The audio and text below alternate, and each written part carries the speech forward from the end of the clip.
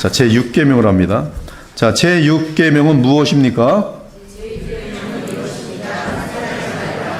제6계명에서 요구하는 것은 무엇입니까?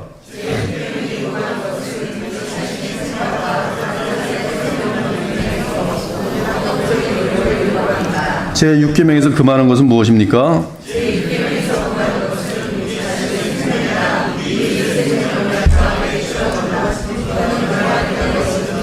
네, 우리 강병철 교우님 계속 1번에서 5번까지. 이와 같이 남편들도 자기 아내 사랑하기를 자기 자신과 같이 할지니 자기 아내를 사랑하는 자는 자기를 사랑하는 것이라. 누구든지 언제나 자기 육체를 미워하지 않고 오직 양육하여 보호하기를 그리스도께서 교회에게 함과 같이 하나니. 가난한 자와 고아를 위하여 판단하며 곤란한 자와 빈궁한 자에게 공의를 베풀지며 가난한 자와 궁핍한 자를 구원하여 악인들의 손에서 건질지니라 하시는도다. 바울이 크게 소리질러 이르되 내 몸을 상하지 말라 우리가 다 여기 있노라 하니, 다른 사람의 피를 흘리면 그 사람의 피도 흘릴 것이니 이는 하나님이 자기 형상대로 사람을 지으셨음이니라. 너는 사망으로 끌려가는 자를 건져주며 살육을 당하게 된 자를 구원하지 아니하려고 하지 말라. 내가 말하기를 나는 그것을 알지 못하였노라 할지라도 마음을 저울질하시는 이가 어찌 통찰하지 못하시겠으며 내 영혼을 지키시는 이가 어찌 알지 못하시겠느냐. 그가 각 사람의 행위대로 보응하시리라. 예, 우리는 사람이 하나님의 형상대로 짐을 받았다는 것을 알 때 제6계명 살인하지 말라를 이해할 수 있다. 우리가 살인해서는 안 되는 이유는 사람은 하나님의 형상이기 때문이다. 우리는 다음과 같은 이유들로 이 하나님의 형상을 설명한다. 성경은 우리가 동물들을 죽일 때 그것을 살인이라고 말하지 않는다. 동물들을 죽이는 것은 살인이 아닙니다. 제6계명과 무관해요. 물론 노아의 홍수 전에 사람에게 먹을 것으로 동물이 주어지지 않은 것은 사실이에요. 그러나 홍수 이후에 동물들은 사람의 먹거리가 되었다.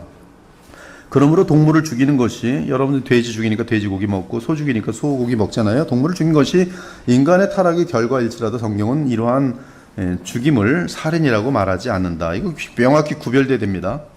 우리는 카인이 첫 번째 살인을 저질렀을 때 그의 형제 아벨의 피가 땅에서부터 복수를 위해 울부짖었다는 것을 주목한다. 그러나 카인 자신이 하나님의 형상으로 지음받았기 때문에 누구도 카인을 처벌할 수 없었다. 그러나 홍수 이후에 살인자들은 죽음에 처해야 한다고 하나님이 명하셨을 때 그 이유는 사람은 하나님의 형상으로 지음받았기 때문이다. 즉 살인자들은 하나님의 형상을 받은 사람을 죽인 것이므로 그는 이제 처형받도록 돼 있어요. 이때 홍수 이의 원칙은 사람을 부당하게 죽이는 살인은 바로 사람이 하나님의 형상으로 지음받았기 때문이다. 사람을 죽이는 모든 일이 다 살인은 아니다. 일단 사람을 죽이는 것이 살인입니다. 제6계명을 어기는 것이. 그러나 사람이 인간의 생명을 빼앗을 때 그것이 무조건 살인 행위는 아니라는 사실을 강조하는 것도 중요하다. 이 10계명에 대한 하나님의 해석은 출애굽기, 레위기, 민수기, 신명기에서 그 해석이 나오는데 그 해석을 보면 이 6계명에 대한 하나님의 해석 분명하게 나오는데 이 계명을 지키기 위해 사람을 죽여야 할 필요가 있는 시기들이 있다는 사실을 분명하게 알려준다. 제6계명을 지키기 위해 사람을 죽여야 된다는 거예요. 살인하지 말라라는 계명을 지키기 위해 살인해야 될 때가 있다는 것이, 그것이 이제 해석에 나와요. 어떤 경우인가? 출애굽기 22장 2절은 도둑이 뚫고 들어오는 것을 보고 그를 쳐 죽이면 피 흘린 죄가 없다. 그건 살인죄가 아니다.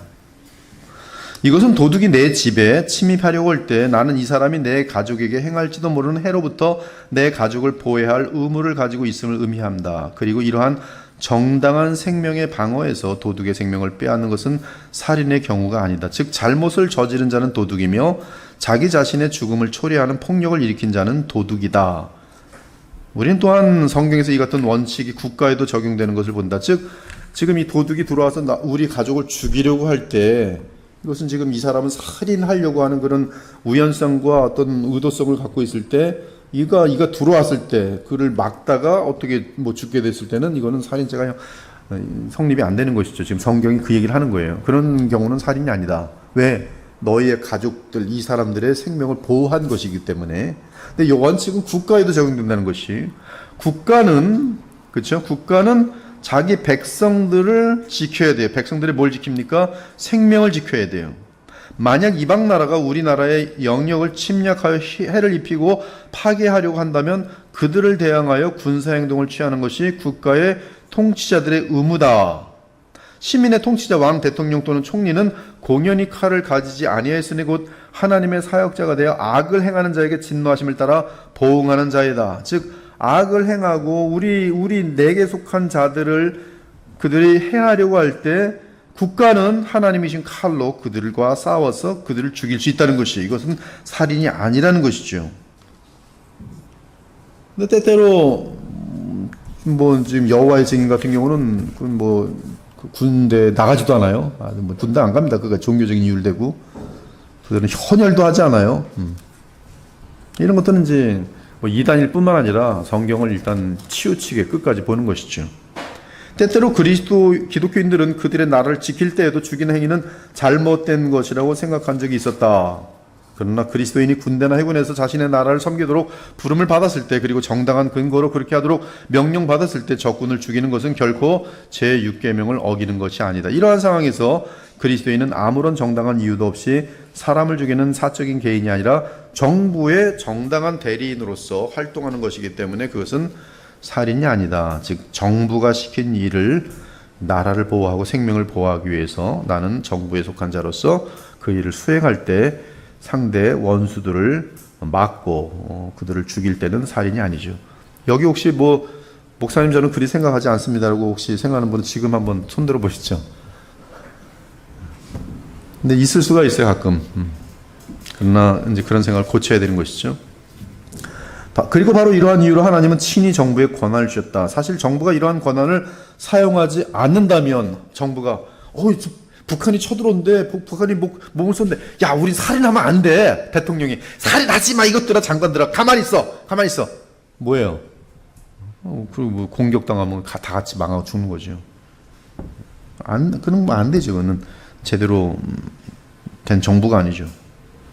사실 정부가 이러한 권한을 사용하지 않는다면 도리어 이 계명을 어기는 죄를 짓는 것이 될 것이다. 즉 살인죄를 짓는 거예요, 정부가. 왜?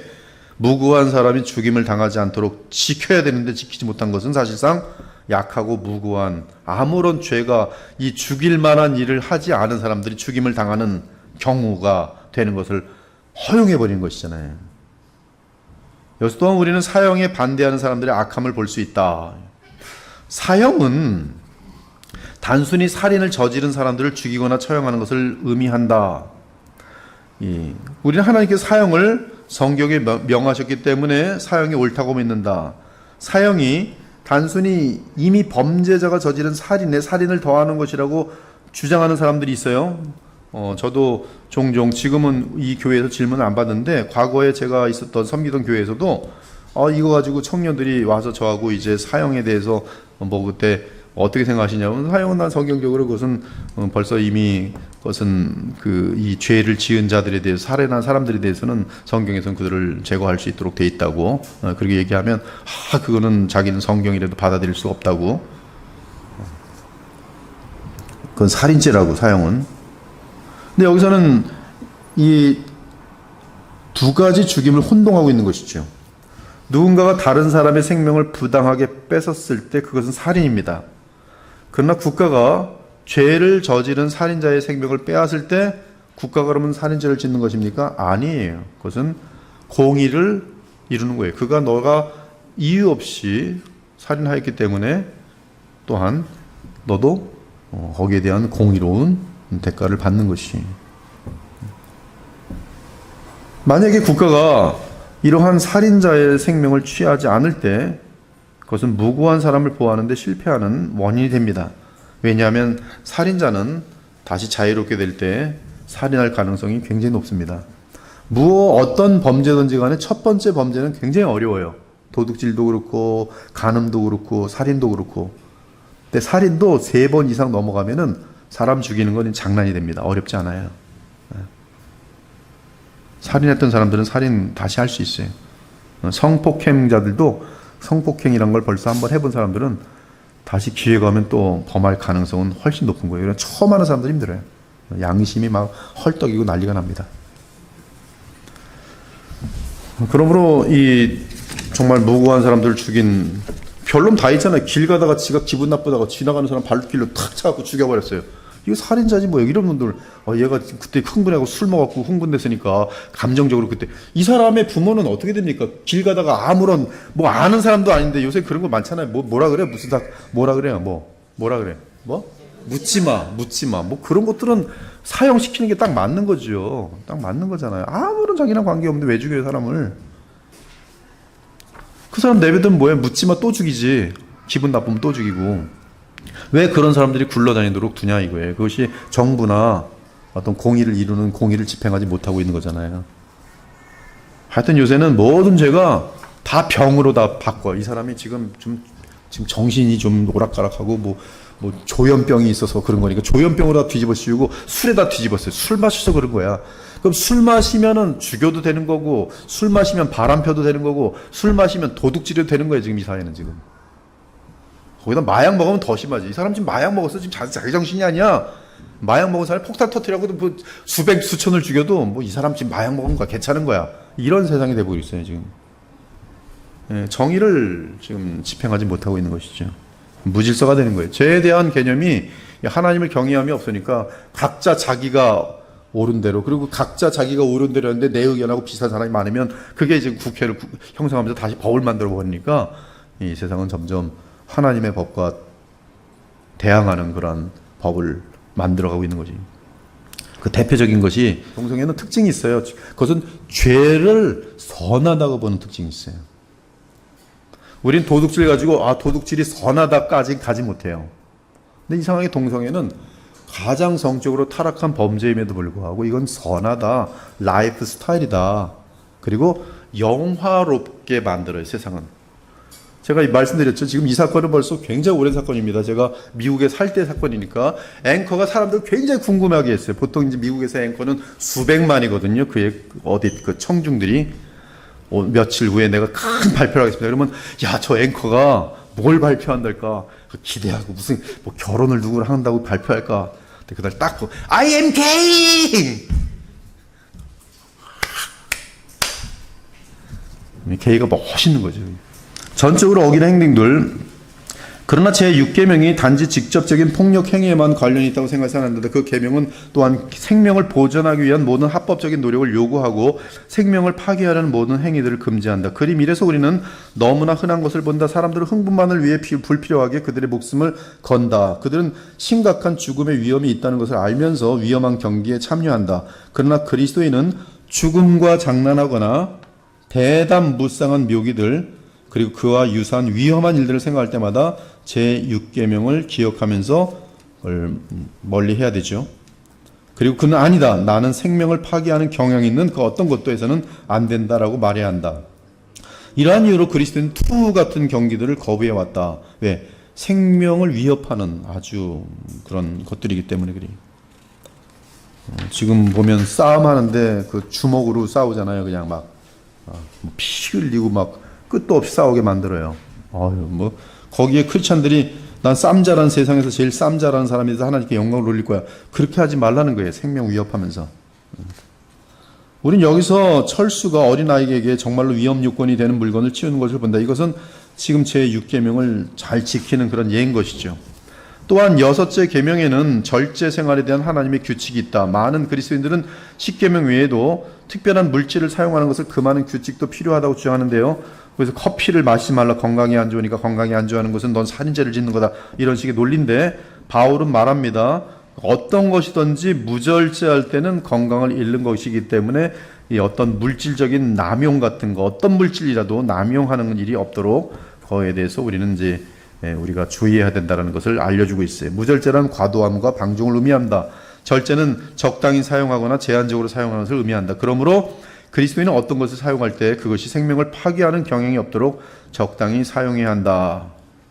그렇다면 제6계명은 절제와 관련한 하나님의 명령이기 때문에 추가적인 계명을 필요로 하지 않는다. 하나님의 계명은 어떤 것에 남용을 금한다. 교회가 금지 목록을 만들 때마다 교회 구성원들이 이 계명을 명확하게 이해하는 것을 더 어렵게만 했다.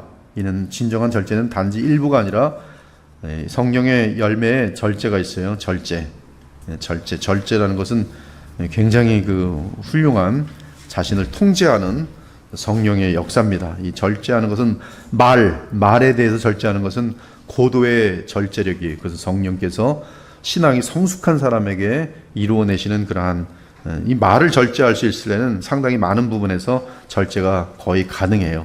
하여튼 하여튼 특히 물질에 대한 어떤 절제 같은 것들은 생명과도 관련되기 때문에 그런 것들은 이제 우리가 주의해야 된다. 이제 그렇게 보면 되겠어요. 이것은 남들이 해줄 수 있는 게 아니라 개인들이 알아서 자기의 건강과 생명을 잘 지켜야 되는 것을 이야기합니다. 각자의 삶을 사는 것으로 충분하지 않다. 이 제6계명은 다른 사람이 어떻게 되는 간에 난 몰라. 나는 나만 알아서 할 거야. 나는 남에게 해를 끼치지 않아. 충분하다. 이렇게 하는 거에 대해서 이제 적극적인 면을 알려줍니다. 우리는 선을 행하려고 노력해야 된다. 그리고 삶은 먹고 마시는 것 이상이며 죽음은 단지 육체 소멸 그 이상이라는 사실을 기억해야 된다. 다른 말로 하면 그리스도인은 그리스도께서 우리가 영생을 얻게 하시기 위해 오셨다는 것을 알고 있다. 그러므로 그리스도인은 죽음의 길에 있는 사람들이 영생을 얻도록 하는 일에 힘써야 한다. 즉 살인하지 말라라는 죄는 지옥으로 떨어지는 자들에 대해서 우리가 더욱더 살인보다 더 무서운 정말 지옥에 떨어지는 그들에 대해서 불쌍히 여기고 지옥으로 떨어지지 않도록 많은 노력을 하고 그런 것이 이 제6계명의 완성이라고 볼 수 있는 것이죠. 너희가 알 것은 죄인을 미혹한 길에서 돌아서게 하는 자가 그 영혼을 사망에서 구원할 것이며 허다한 죄를 덮을 것임이라. 윌리엄스는 굉장히 강하게 썼는데 만약에 우리 주변에 지옥으로 떨어지는 영원한 죽음, 영원한 멸망으로 향하고 있는데도 막지 않는다면 그것은 얼마나 이 제6계명을 어기는 죄악이 되겠는가. 옆에 지금 자살하겠다고 나한테 뜻을 전하고 자살하고 있는 사람이 있다고 합시다. 그럼 막는 것이 이게 인간미잖아요.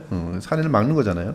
하물며 자살 정도가 아니라 지옥으로 떨어지는 자들에 대해서 우리는 계속적으로 지옥 가지 말아라, 예수님 믿고 천국 가라라고 알려주는 것이 제6계명에 담겨있는 깊은 의미다.